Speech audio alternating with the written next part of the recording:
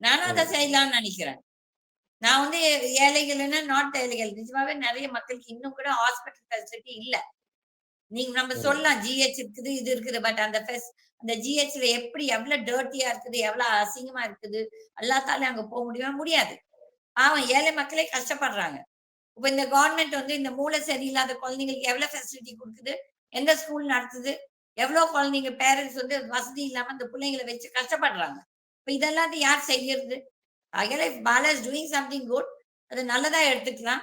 நம்ம வந்து it's not my job and your job. எங்கேருந்து பணம் வருதுன்னு சொல்லிட்டு, ஒருத்தருக்கு பணம் வந்தாலே நாட்டுல மக்களுக்கு பொறாமையும் இருக்கும். ஓ! இவனுக்கு காசு வந்துருச்சான்னு சொல்லி.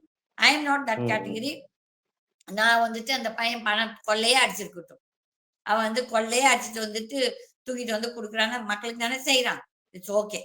இந்த அரசியல்வாதிகள விட அவன் நல்லது தான் செய்றான்னு நான் இந்த பாலா விஷயம் இந்த மாதிரி அவர் வந்து செலவு பண்ணி மக்களுக்கு பண்றத இவங்க எப்படி கனெக்ட் பண்ணி கொண்டு பாக்குறாங்க அப்படின்னா, நார்த் இந்தியால சோனு சூத் அப்படின்ற நடிகர் நிறைய ஹெல்ப் பண்ணிட்டு இருந்தாரு. பார்த்தா அவர் வந்து பிஜேபி சார்பா வேலை பார்க்குற ஆளு. அவர் சொல்லிதான் பண்றாங்க.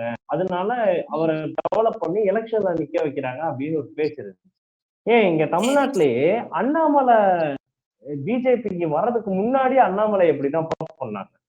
இயற்கை விவசாயி இவரு, இப்படிதான் மக்களுக்கு நிறைய ஹெல்ப் பண்றாரு, ஐபிஎஸ் ஆஃபீஸர் அப்படின்ட்டு பிஜேபிக்கு வரதுக்கு முன்னாடி ப்ரமோட் பண்ணாங்க.